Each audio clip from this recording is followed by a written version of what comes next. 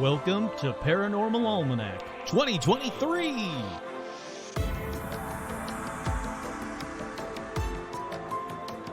With your host, Kurt Sandvig.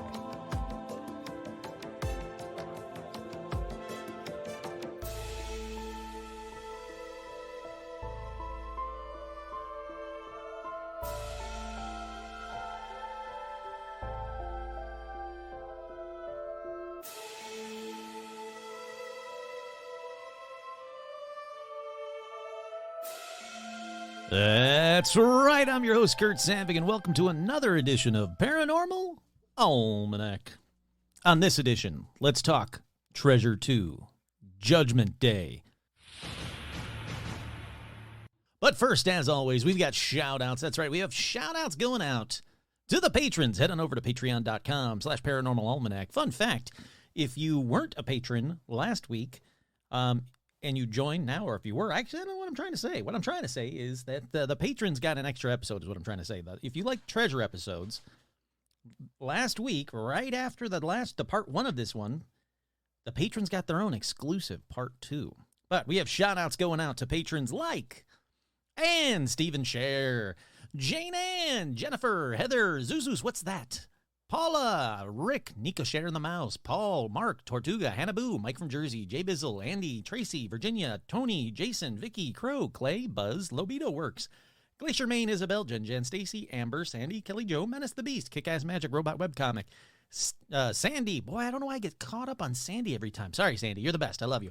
Paige, Kyle, Sean, Andrew, Scott A., Andrea, Melody, Vicky, Vanessa, Marisol, Liam, Alicia, Becca, Jake and the Beasties, Elizabeth, Void Tech, Sherry, Art Muffin, Trudy, Tim, Kenneth, Ricardo, Ian, Alexandra, George, Seth, Zozo the Demon, Hayden, Cindy, Ashley, Carrie, Robin, Will, Lauren Mangano, Russell, April, Isabel, Audra, Dorian, Cindy, Bob, Stacy, Jerry, Lindsay, Megan, Jeff T, Suzanne, Joe, Lawrence, V. Lawrence Strawn, Hey Howdy Hi, Veronica Autumn, J. Mark Manning, Carolyn Martin, Jaden Anashi, Chuck, Todd, Jamie and Elijah Hendrickson, Dan, Laura Pitts, and Gamer Fan. With special shout-outs, as always, to Joe Teague and to Stitch. And, not that she ever listens, but my mom. It was her birthday this week, so what the heck? Why not? Alrighty. Sorry, I had to drink. I got a vitamin water for just this episode. A Triple X vitamin water. I don't know what makes it Triple X, and I really don't know what makes it vitamin water. It just tastes like a sugary drink, but whatever. So I'm going to be enjoying that throughout the episode, but I'm going to try and make it not so obvious because I don't like listening to people drink on podcasts, so I apologize. But first, let's get right on into paranormal news. Have you ever seen Bigfoot riding on the back of Nessie while being sucked up into the sky by a UFO, all to the soundtrack of a choir of ghost cats, being led by a black-eyed child? Is this story true? Well, there's only one place you're going to find out. Get all my news from Paranormal News. Listen carefully for the clues. The stories are strange and bizarre. It makes you wonder just who we are. This is Paranormal News. Paranormal News. There's something in the shadows. Take it away, Kurt. Alrighty, Buzz, I will.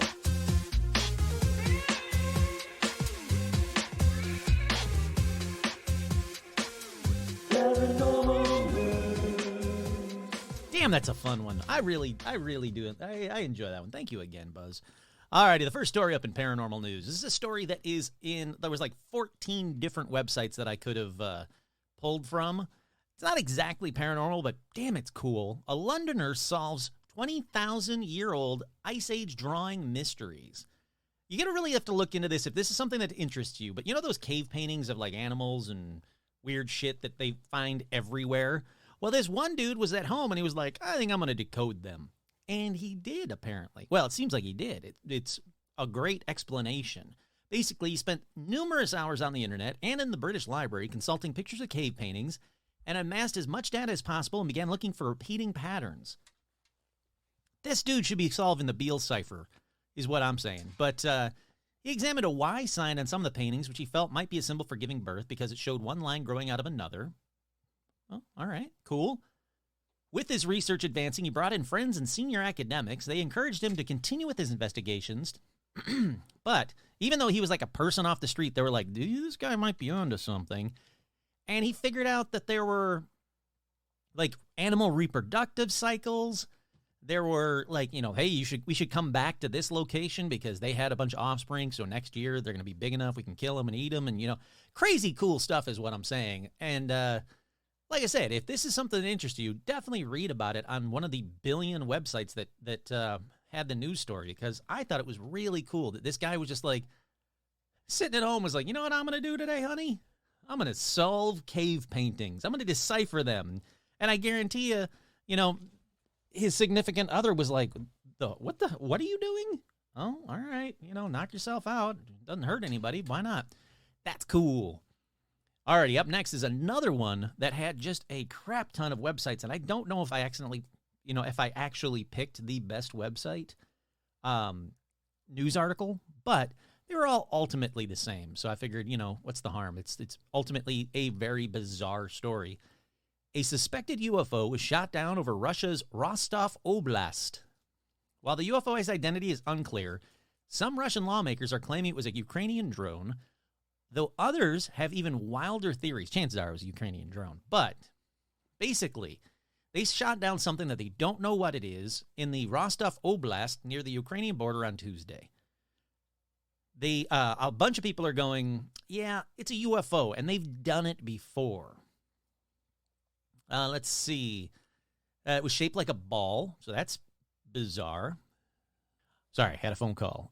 They said that, it was a round or a circle, or what is that called? A ball-shaped UFO. So that is kind of weird that it was a ball-shaped UFO. There's a lot of people saying this isn't the first time that it has happened in that area, that they actually shot down something else in this area years ago. And then that they also said, which is very, take with a grain of salt, back in 2007, some fishermen along the Sea of Azov managed to catch a strange, seemingly unidentified 100-kilogram life form after a strong storm. They had filmed this strange, squeaking creature with a cell phone camera and assumed it was an alien of some sort. They decided to eat the supposed alien, with one of them saying it was the best food he'd ever had. So, yeah.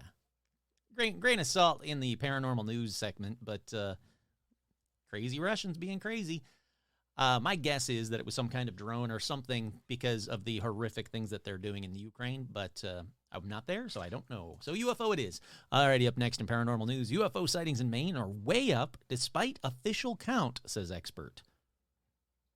While the UFO reports are down significantly in Maine, one expert believes there may be more sightings than ever before. The Mutual UFO Network and National UFO Reporting Center have documented unidentified flying objects for decades. In 2022, the organizations reported a combined 59 UFO sightings in Maine, down from 73 in 2021 and dramatically down from the record of 98 sightings in 2020. But UFO author and researcher Normar Slevik, I don't know, I'm sorry, Normar, says the official sightings don't tell the whole story. There's been a lot of sightings that are happening in Maine that are just going unreported through official means, but sightings, if you look on social media, you'll find are way up.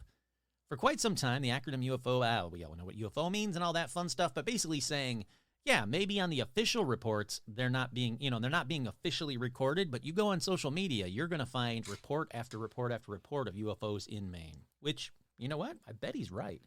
More people are apt to go on to, social media of whatever kind, Facebook, Twitter, whatever, and be like, do you guys just see a UFO? Than they are to make an official report. So I have a feeling he's quite right. Alrighty, up next in paranormal news, quaint UK village is UFO hotspot with multiple sightings and NASA interest. That's right. The village of Bonsall, again. Boy, they like to talk about it. This one's brand new, though. It's from January 4th. The village of Bonsall boasts cottage, pubs, and a tea room surrounded by gorgeous scenery, as well as UFO sightings galore and reports of repeated extraterrestrial goings-on. Let's see, I'm going to get to the big good stuff. They call it it's the Area 51 of Derbyshire. Okay. As you guys know, anytime that there's some kind of UFO. It's like, oh, it's the UFO of Michigan. It's the UFO of, Scotland. Yeah, okay. We don't need the Area 51 of such or the Roswell of such. We understand what you mean by that there's UFO activity. But they said there have been so many sightings that NASA scientists have reportedly expressed an interest in the area and contacted one woman about video footage she captured of an alien craft in her back garden. Let's see. We all know where it's at. I don't care about their tiny pubs and cute tea rooms, although I'd like to go there. It looks very, very nice. But it's even said that NASA officials asked to examine the tape as they believed it showed a similar type craft once spotted by the space agency's cameras, which I think I talked about last week or the week before.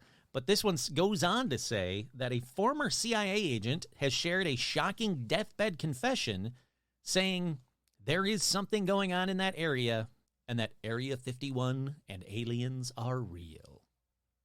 All right, cool. How about we stop waiting till deathbed confessions? Why don't we just start talking about it now? If you guys know something, if you've worked at Area 51, if you've worked anywhere and you've seen aliens or you know that we're reverse engineering UFOs, how about you stop waiting until deathbeds and just start talking about it now? Alrighty, as you know, being the world's first para-influencer, I often talk about Nessie, who's not a monster, but footage is people wondering if Loch Ness Monster, not a monster, has left Scotland. What? I hope not. A recent alleged sighting of the Nessie has people wondering whether the legendary creature has decided to take a holiday. Judge the video for yourself. That's right. Nessie has been Nessie has been spotted in North Carolina. North Carolina itself. So I'm going to watch the video now. I've been waiting to watch this video. So let's see what happens. Nothing happens, apparently. Oh, that's a commercial. No, thank you. All right, so we got 12 seconds. They said that Nessie may be potentially spotted far away from her home. Instead, it seems to be swum over to United States. Swum, is that the correct? I don't think that's the correct word. Over United States for a change of scenery. Let's go now to the ad, or to the story. Skip the ad. Well, play already. Come on. Okay.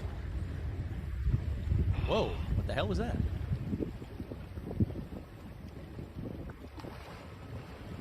Look at that. I mean, it's something big.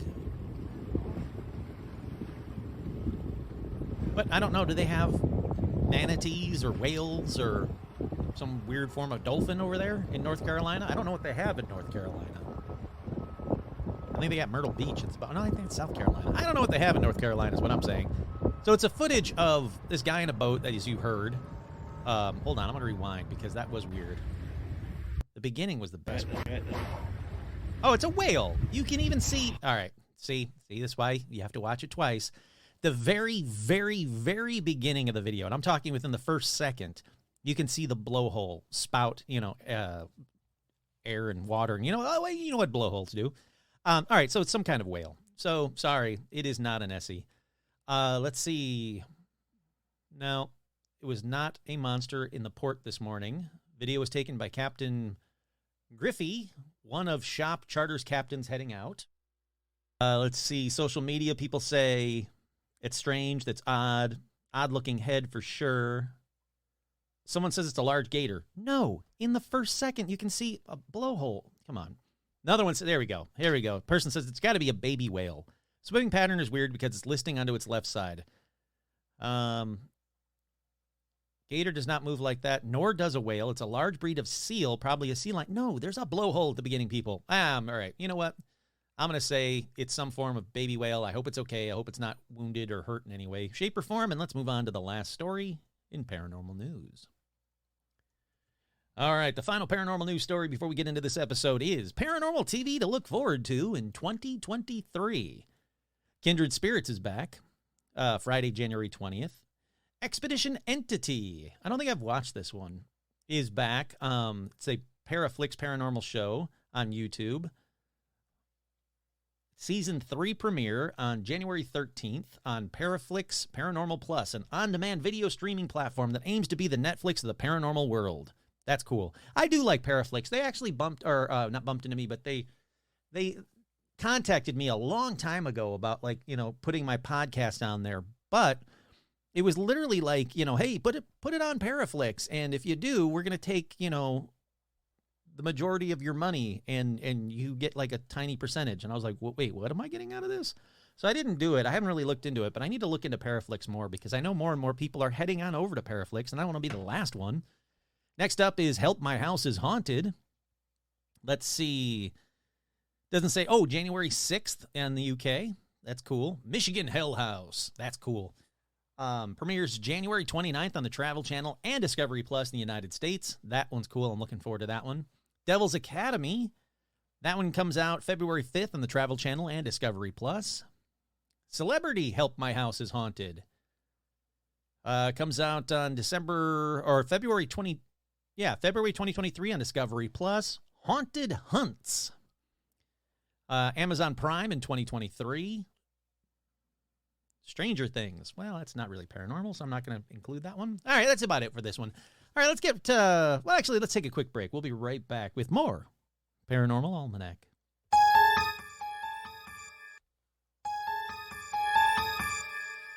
That's right. We are back. I said I was going to give you a sequel, and guess what? I am. Right now. That's right. But, again, like I said earlier, if you're a patron, you already got your own different sequel right after the last episode. So anybody listening, if you really like Treasures, and there were some cool ones that were brought up on the Patreon episode, if I, toot my own horn kind of thing, but there's some cool ones. If you like Treasure, the patrons know about some other cool treasures, and for as little as $1 a month, not only do you support this show, help make this show a better thing, and help me, make this show a better show, you can also listen to extra episodes, patron-exclusive episodes. But for this one, for the rest of y'all, first up on this sequel that, again, I hope you've been waiting for it.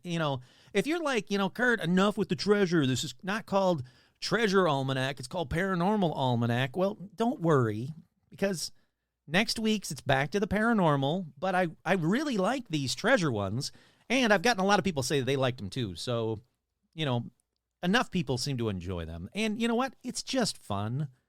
It's like right now, just before I did this episode, actually, I went and grabbed my Mega Millions tickets because, the Mega Millions, you might not know, you might not be in America. Right now in America, the Mega Millions is up to $1.2 billion with a B dollars. So I spend $5 or $6. I think I spent $6. You spend $6, you get a couple of tickets. And it gives you hope for a week, and it lets you to, go on to Zillow and be like, boy, if I won $1 billion, I'd buy that. And I'd give my friends millions of dollars. You get to have fun thinking about what you'd want to do with, being a billionaire. And also, I might add, not once did I go, well, if I was a billionaire, I wouldn't help out people. I wouldn't help out fellow people. There's some charities that I want to do. There's some people that I want to help out. There's some dog charities that I want to help out and rescue centers and stuff like that. So I don't get why people that are billionaires just don't want to help people anymore. Where did that come from? Billionaires suck is what I'm saying. All right. But for the first one on this episode, if you live in Idaho or you want to live in Idaho, or you have your own private Idaho. I mean, I'll be honest. I don't know much about Idaho other than potatoes, sadly. I'm sure it's a wonderful place. It looks beautiful. But if you go to Idaho, if you live in Idaho, if you live near Idaho, there's some gold in them thar hills. And let me tell you, it was hard to pick which one I wanted to talk about in detail on this episode. Idaho just seems to be packed with gold, treasure, and potatoes. So the first one, the most infamous treasure for Idaho that I could find anyway, is known as the East Idaho Stagecoach Robbery Treasure, which is a very wordy, but I will say accurate title. It's in East Idaho. There was a stagecoach. It was robbed, and there's a treasure. So yeah, you checked all the boxes. Not exactly the most, flourishy kind of title, but, there you go. So let's go way, way back to July 26th, 1865. That's right. That's when the Overland Stage Line, which was carrying gold in its cargo. Now, the gold, valued about $86,000 at the time of the theft, would now be worth maybe more than $4 million. It kind of varies depending on where you look, and also it varies depending on what site you go to find out how much gold was actually there. Some sites say there was actually 800 pounds of gold on board. Stamped gold bars, like crazy cool stuff. So, look, if you find it, it's a treasure. You're gonna enjoy it, is what I'm saying. So the stagecoach was held up by the Picket Corral Gang. Is it corral or coral? Hold on. I'm looking it up. I think it's coral. It is. It's Picket Coral Gang. It's not even the Picket Corral Gang, which you'd think it would be for, like Old Westy kind of stuff. But all right, the Picket Coral Gang. Let's see. Here's what happened, basically.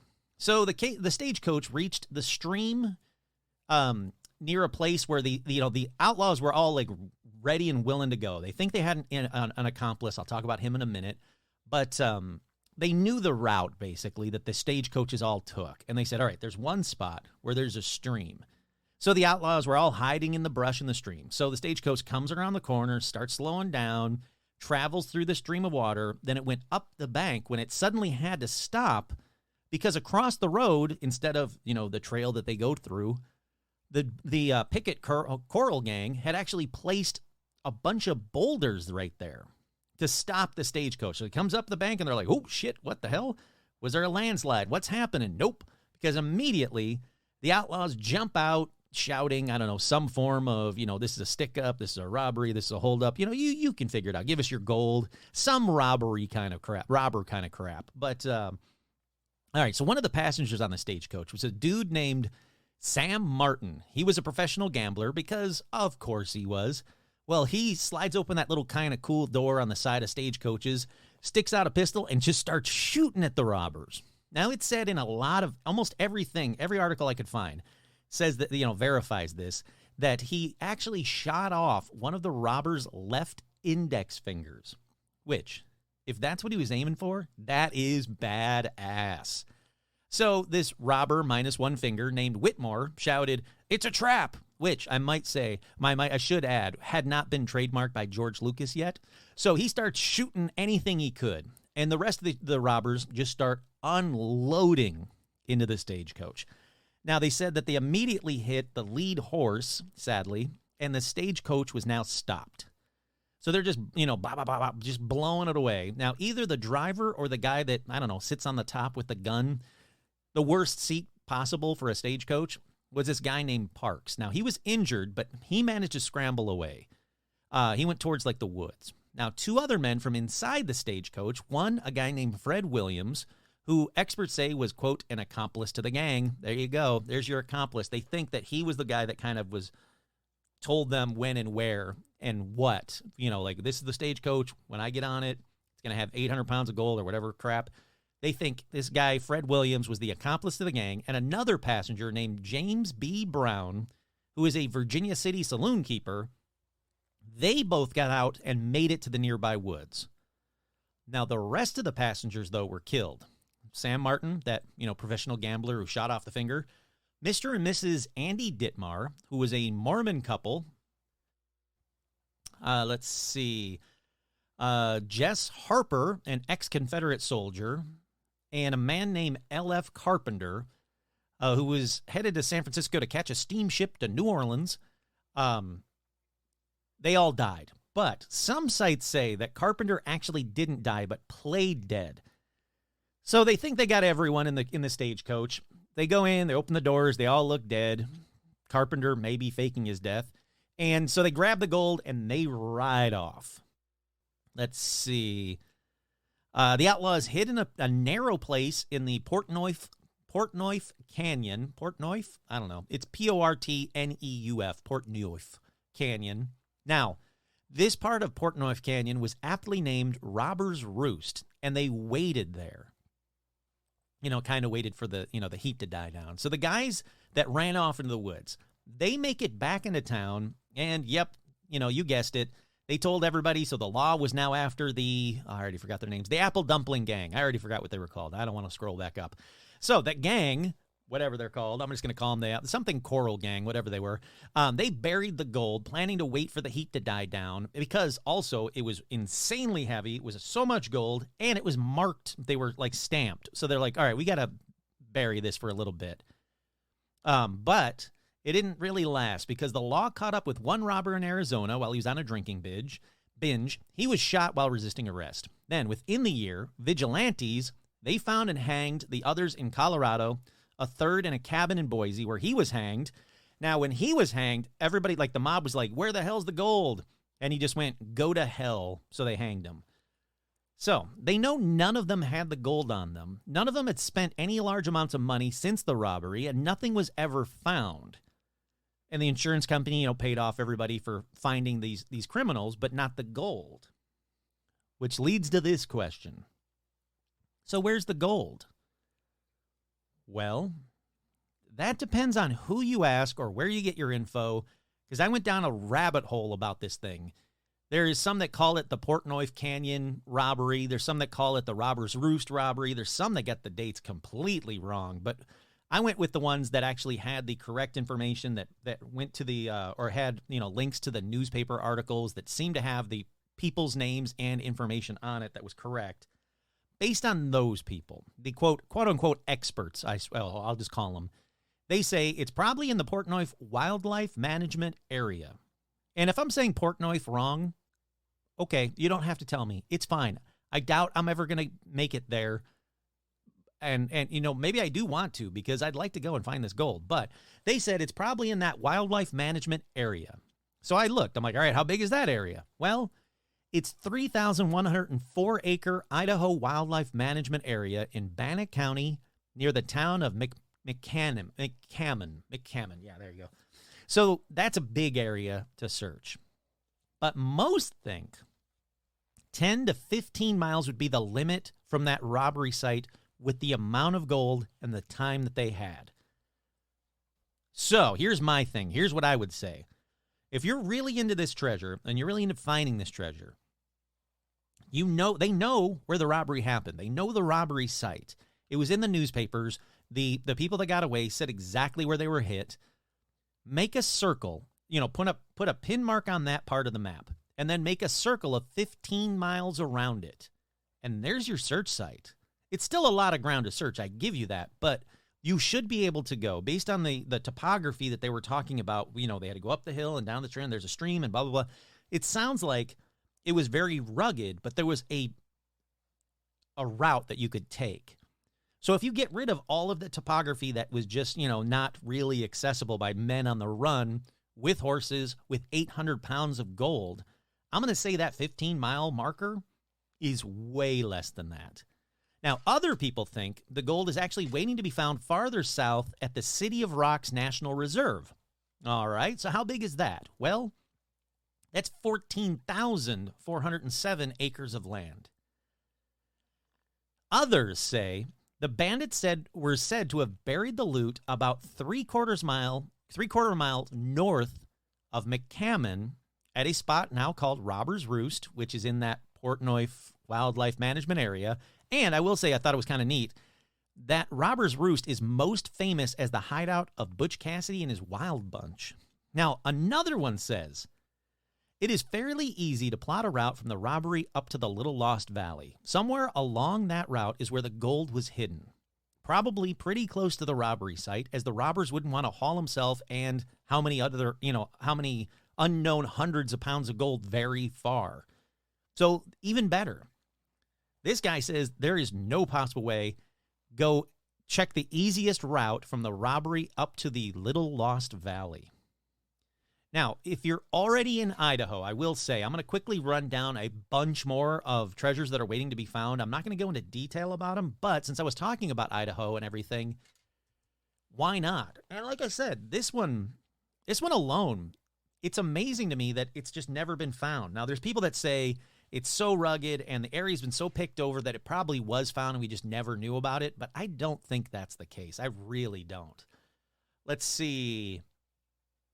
There is the Boise County. Close to 3 million troy ounces of gold have been removed from the gravels at the Bose Basin. And according to treasure hunters, there's plenty more to be found. Hotspots would include many watercourses through the area and gravel arroyos northeast of Boise near Idaho City. So if you just want to pan for gold, that's where they say you should go. Boise County, near the Nevada state line at Rye Flats, a shipment of newly minted gold coins, still in their original wrappers, is said to have been hidden in a metal box inside an above-ground cave. The coins are worth $40,000 at the time they were stolen. Allegedly, the bandits never returned for the stolen loot, probably killed. That's a cool one. That's one worth checking out. Bonner County in Idaho. In 1888, after successfully prospecting in the area of Priest Lake, a prospector named Zach Stoneman was headed to cash in his gold when his mules died after eating poisoned weeds. I don't like that. Burying 3 burros loads worth of gold in the area north of the Priest River and 3 to 4 miles below the Priest Lake. He continued his journey, but when he returned, he couldn't find the right location, and he says it's still out there to be, or he said it was still out there to be found. That seems like a lot of stuff. Up next, Cassia County. In the 1890s, a range war erupted between cattlemen and sheep herders in the vast lands of this county. Let's see, there was a guy hired a bunch of gunslingers. He made his money in gold mining, but it said that both the cattlemen and the sheep herders both hid their valuables in the area around Deep Creek and Shoshone Creek. 2 places, lots of gold. They know that it was there at one point. Custer County. Near the mouth of the Yankee Fork River, a man named Isaac T. Swim discovered gold-bearing quartz in the summer of 1881. He made his way to Challis, the Custer County seat, to file a claim. He returned to his claim to take samples in the fall, but didn't stay long as winter was quickly approaching. Then he returned with some other miners. When they came through to the Salmon River, they found it extremely high from the spring runoff, and they couldn't find the area. Let's see. He swam. Other miners began to search for him, found a drowned horse a short distance away downstream. They never found his body. Since he was the only one who knew where the gold was never found. Interesting. They think it's across the river from the mouth of the Yankee Fork. So there you go, Idaho. Go look for that one. Idaho County, 5 miles south of Whitebird, along the Salmon River, is a place called Robbers Gulch. More than a century ago, outlaws held up a freight wagon with $75,000 in miners' gold and hid it there among the rocks towards the rough Seven Devils area. To date, the gold's never been found. Kootenai County, November 1889, a prospector named Jack Breen found gold near Coeur d'Alene. He didn't have the funds to work the claim. Let's see, 2 people went with him. They got him drunk, hoping he would tell them exactly where it was. He wouldn't give them the information. The marshal put him in jail for his own protection after finding out that these guys were trying to do this. The next morning, the jail caught on fire, and he died from smoke inhalation. So his claim has never been found either. There's the Lewis and Clark Trail. There's a bunch of them, from like a whole bunch of gold through there. Shoshone County. Around the year 1900, a bank was robbed in the Wallace-Kellogg area, and the bandits made off with some $80,000. Hiding from the authorities overnight, they were said to have buried the cash somewhere in the 4-mile stretch between Huetner and Post Falls. They could never find the stolen loot, and the bandits were hanged. It's never been recovered. Shoshone County, Butch Cassidy, his gold's never been found. Twin County, in 1888, an outlaw acting alone robbed the Jarbidge, Idaho stage near the site of present-day Salmon Dam. The bandit was quickly overtaken and killed by a posse, but the gold was not found. Many believe that the outlaw buried the strongbox somewhere on the east side of Browns Bench, a large flat mesa about 15 miles west of Rogerson, Idaho. There you go, Idahoans. What are you doing listening to, hopefully you're listening to this while you're out searching for gold, but, if I lived in Idaho, I think I'd be out every weekend looking for gold. I'd get, a metal detector and just go for it. Seems like there's a shit ton of gold in Idaho, everybody. Why are we all just sitting around? Let's all go to Idaho and hold hands or go like arm to arm, arm's length to arm length, and we'll just walk across Idaho until we find everything. All right, that about does it for the Idaho part of this episode, but no, there's plenty more to be said because I have another treasure to talk about. On this next one, I thought it was like just a cool legend and a plot to like a ton of movies at first. And I was like, that's all it is, just some kind of urban legend kind of bullshit. But the more I looked into it, the more I found dates, names, facts that suggest that this next one could be real. Hell, there's even some science that backs up the most bizarre part of this treasure. Well, enough of this tease. What am I rambling on about poetically? Well, it's called the Lost Ship in the Desert. And when you hear that name, if you're like me, I'm sure you pictured like some cool old pirate ship stuck atop a dune in the Sahara Desert. Like, you know, like it's got to be like the most national treasure looking kind of treasure ship. But no, it's not in the Sahara Desert or the Gobi Desert or the Dune Sea. No, this one is right here in California and at a place that I've been to numerous times. I'll get to it. Don't worry. For this one, let's go back to the first supposed mentions of a ship being seen in the Salton Sea here in California. If you've been to the Salton Sea like I have, you're going to go, wait, there's a ship buried out there? Because I went there and there's nothing but like burnt out meth head houses and or trailer park kind of houses that are all burnt out from meth heads. And like, you know, they're all graffitied and there's like a bunch of fish bones all over the ground because the way that they did the land was really bad and it sucked up all the sea. And it was, look, in the 50s, the Salton Sea was like a really cool, like Hollywood hangout. They'd all go out there and it was very cool. And there, you know, but then something happened. I think it was like mining or something. And it basically killed the sea or the lake that, you know, Salton Sea is there by. I mean, I'm assuming it's sea. It's called Salton Sea. They basically killed it. So it's just fish bones for as far as you can see. It's the weirdest looking place to go and visit. Very, very neat looking. And there's a bunch of hot springs nearby, which means that there's an underground volcano. But besides that super volcano part and the weird fish bones part, apparently, if you go way, way back, there are mentions by both the Native Americans going back 200 years, Spanish explorers going back however long it was before American settlers got in, and it was just Spanish explorers. Then there are also mentions by American settlers, gold miners, treasure hunters going back hundreds of years of a ship in the Salton Sea, like that was just like abandoned, not like still floating around, but I mean a ship that like is in the desert part or in, you know, in the sands of the Salton Sea. If it was just one of those groups that I just mentioned, if it was just the Native Americans, I'd be like, oh, that's cool, and I'd be really into it. But then the Spanish explorers saw it, American settlers saw it, gold miners saw it. Throughout the years, it's been spotted a number of times.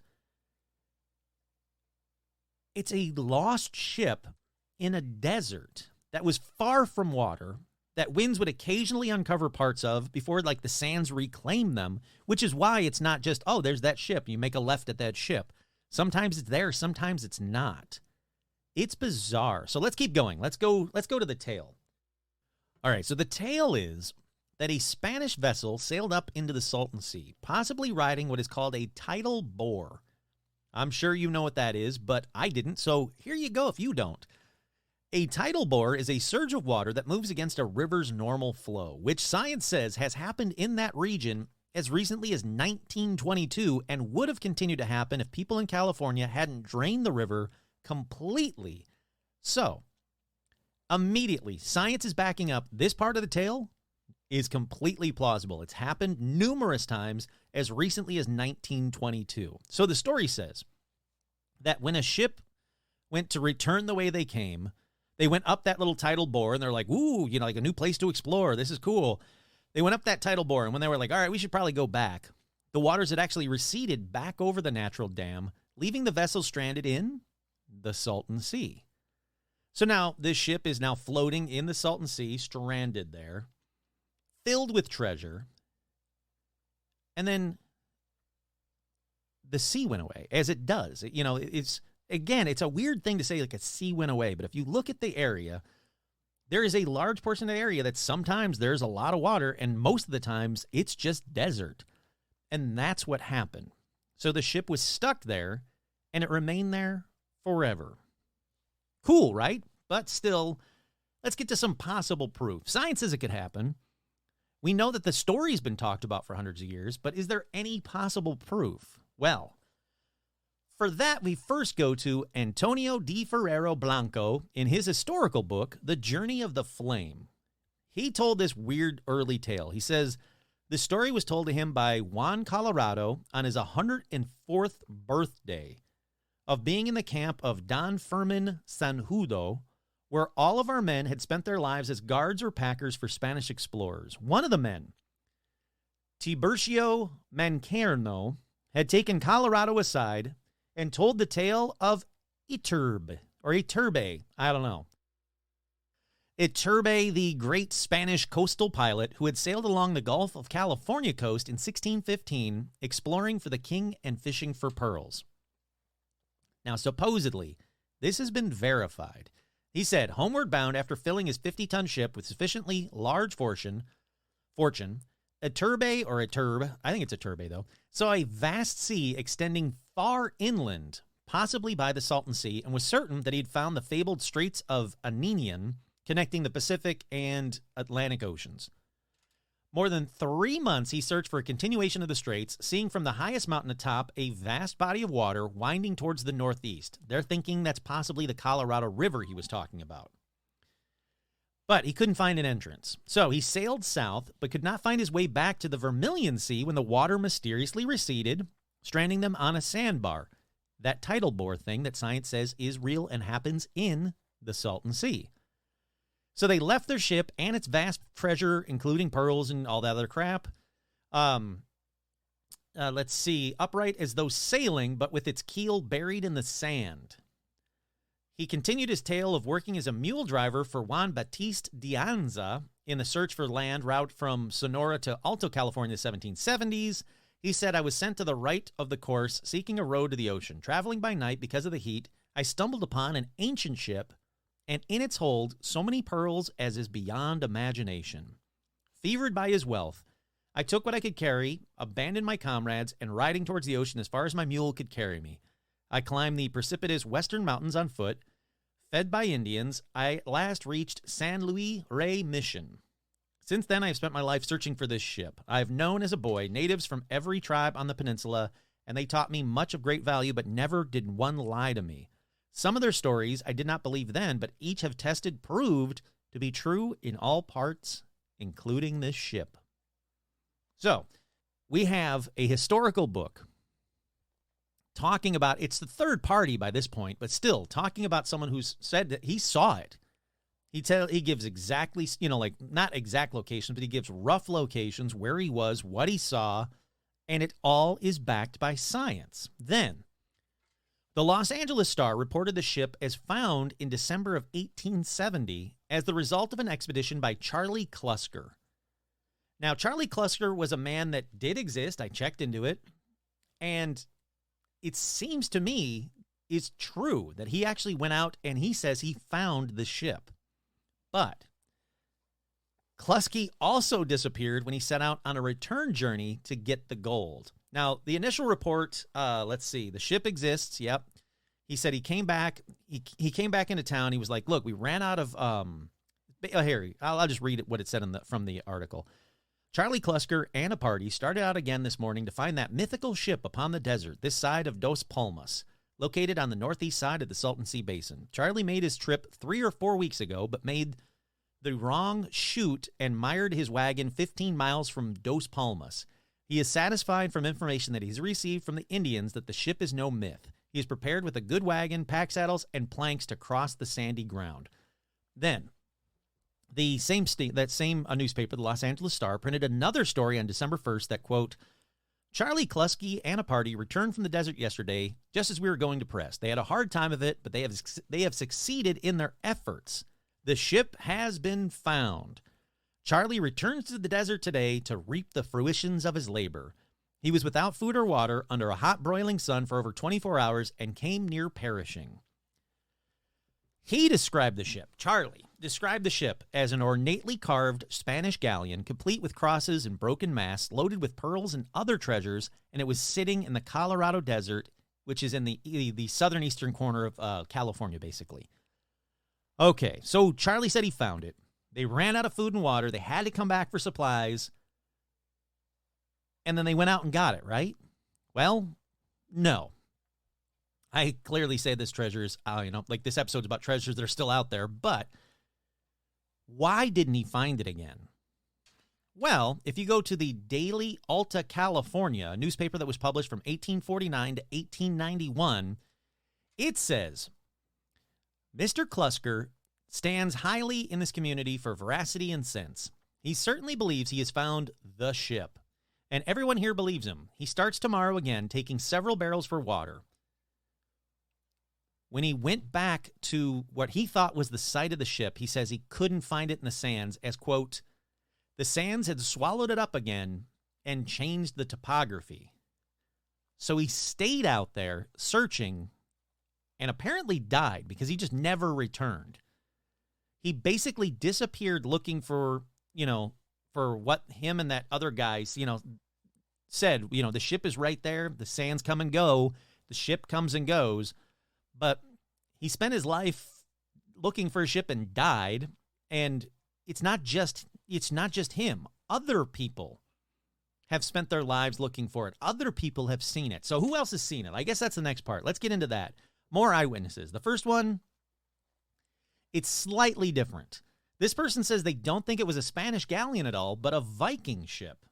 In 1870, explorer and Colonel Albert S. Evans was traveling to San Bernardino, California, when he claimed to have stumbled on by accident remains of a ship in the desert. He said the moon threw a track of shimmering light upon the wreck of a gallant ship.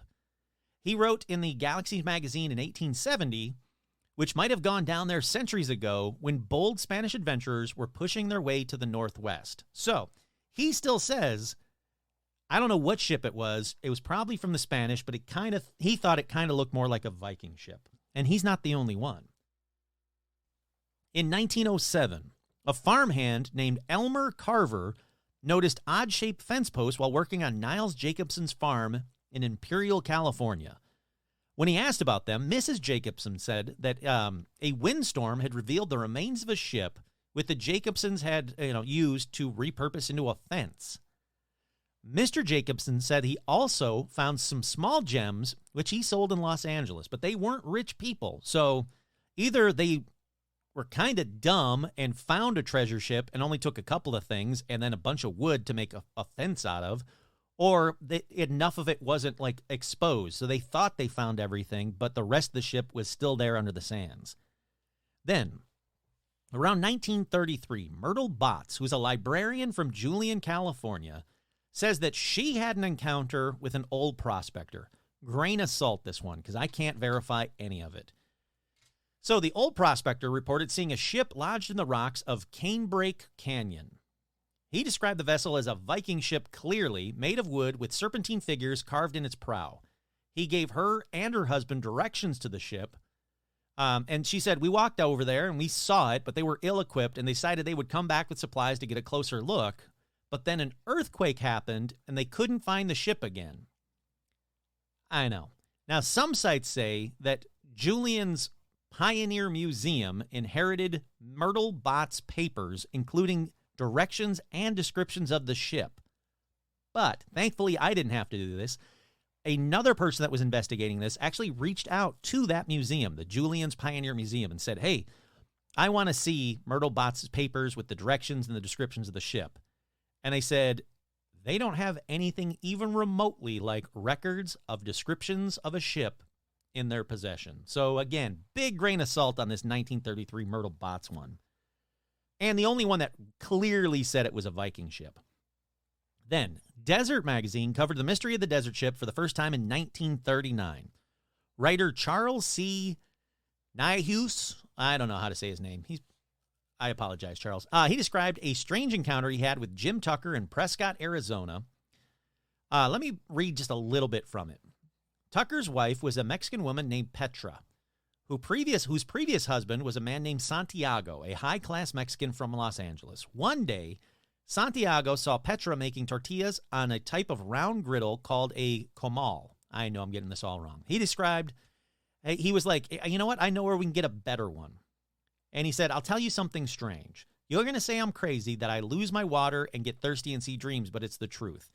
But he told Petra that he'd been exploring the mountains north of the border in a narrow box canyon when he saw a boat of ancient appearance, an open boat but big, with round metal discs on its side.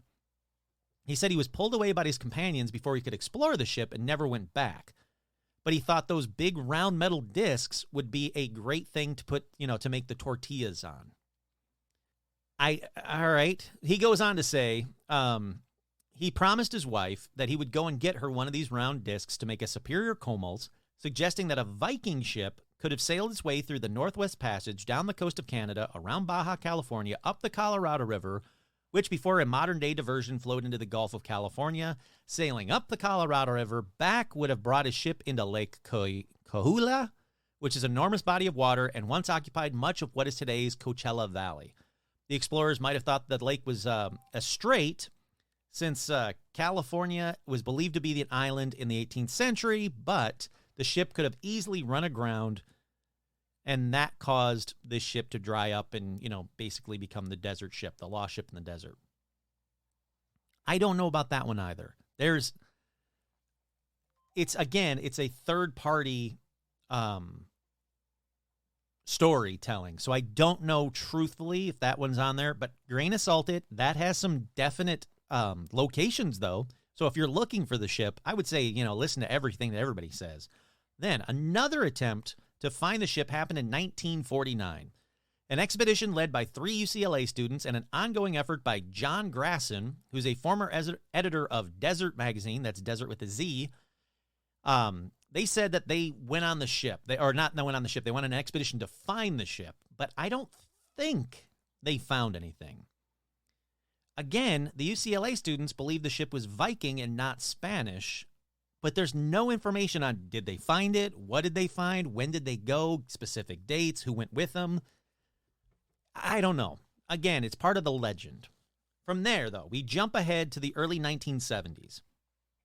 A man named Lawrence Justice, not like, it's Justus, not like he's, I'm Lawrence Justice, which would be like a great name for like an attorney.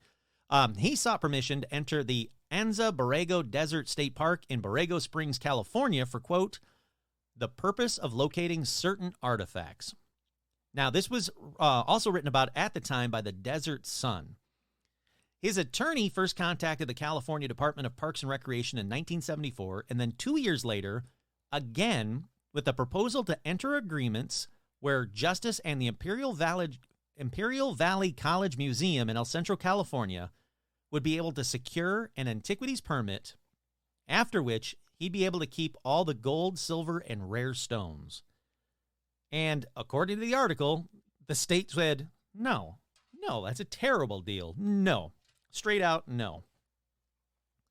But there's an article about this guy, Larry or Lawrence Justice, and his search. It includes a story of a guy named George going to a remote location with a friend of Larry Justice with photos of what could be part of a ship. I couldn't find those photos. I mean, if you look up like anything about this ship in the Salton Sea or lost ship in the desert, there's photos, but I can't verify if any of them are even remotely real.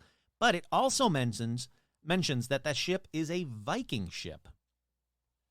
And it goes on to say that a group of wildflower enthusiasts had actually seen it, so again, the 70s, and a Mexican who had taken one of the shields from it. But here's more of grain of salt. The article was written for Lost Treasures magazine, which sounds awesome, but it also sounds like it was something that would embellish a bit. And if they're writing it for Lost Treasures magazine and they know the quote-unquote Mexican who'd taken one of the shields, okay, where's the shield? There's your proof. Where is that? The answer is nowhere. It just doesn't go anywhere if you go down that rabbit hole. Then, there was a guy named John Grasson, or Grayson, but I think it's Grasson, who is the expert of the lost ship. And it bums me out to say this, but sadly he died in a traffic accident on December of 2021. He would have been the guy that I would have 100% wanted to interview for this article. This guy devoted his life to this ship. Sadly, he passed away, and the only associate of his that I could find, I won't name his name, is sadly one of the worst kinds of conspiracy theory, deep state kind of guys, so I won't interview him for this episode. With that, it bums me out, because here's another man, John Grasson, who, basically devoted his life to try and find the ship and died, sadly, not finding it. But with that, that brings us up to modern day. People are still searching for the ship. The ship may still be out there with all these experts and people's going back and forth of it, though. Why hasn't it been found?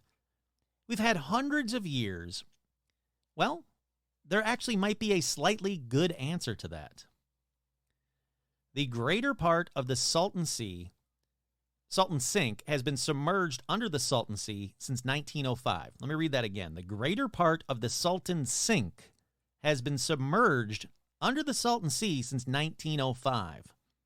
It actually went back under the water, where a lot of these people, not in the 70s, but, the prior, like the 30s and the 20s and whatnot, what would have been desert for them is now back under the Salton Sea.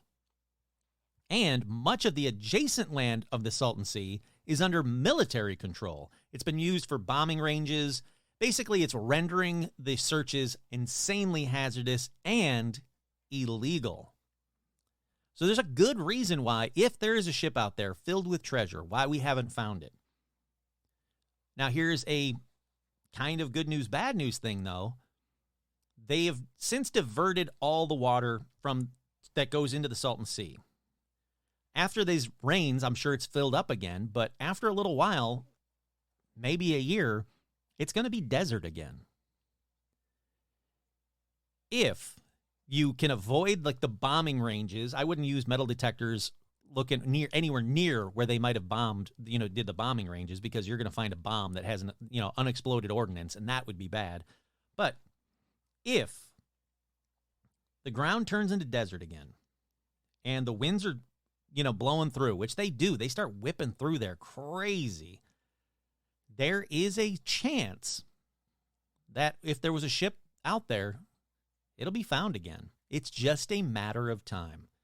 Whether that's by someone who's out there looking for it, or it's just because of the way that, everything that gets buried gets unearthed again one way or another. So, it's like that coffin underneath the, Notre Dame. One way or another, this shit's all going to come back out in the wash. And, it might be coming back out in the wash sooner than we think. All right, that about does it. If you live in California, the Salton Sea seems to be the place. Go look for the ship in the desert. That's a cool one to find. If you live in Idaho, take your pick, man. But I would say I would go with the Stagecoach one I read to you, because that one seems to have a lot of people that say it's got to be here, it's got to be there, it's got to be here. And like I said, you do a 10 to 15 mile range from the, put a pinpoint where the robbery happened, and then a 10 to 15 mile range around it. It's a lot of land, but it's not as much land as all of California's Coachella Valley, I don't know. It's interesting. There seems to be a lot of treasures out there just waiting to be found, and hopefully found by one of you guys. Or one of you just wins the Mega Millions and becomes a billionaire and decides to, I don't know, support Paranormal Almanac from, till the ends of time, because that sounds like fun to me. But anyhow, I hope you guys enjoyed this one. Again, another bizarre, cool, I can't believe that there's that many treasures out there still waiting to be found in 2023. We should have found them all by now, but we haven't. And there's more. I won't do it, in the next few weeks or anything, but I can do a whole other episode about treasures. There's still more out there to be told. It's crazy amount of treasures that are just waiting to be found, hopefully by either you or me. All right, so what do you guys think of these treasure episodes? I know it's not paranormal. Like I said, I've already gotten a lot of people that say, I really like these. I think they're really cool. And when I did the Fenn's Treasure one, the original Fenn's Treasure one, there was a bunch of Fenn's Treasure hunters that reached out to me saying, where'd you get this information? And that's not true, and this isn't true. And guess what? It all turned out to be true. Everything I said turned out to be true. So maybe, just maybe, you can use Paranormal Almanac to find a treasure. Once again, I'm your host, Kurt Sandvik, and this has been another edition of Paranormal Almanac.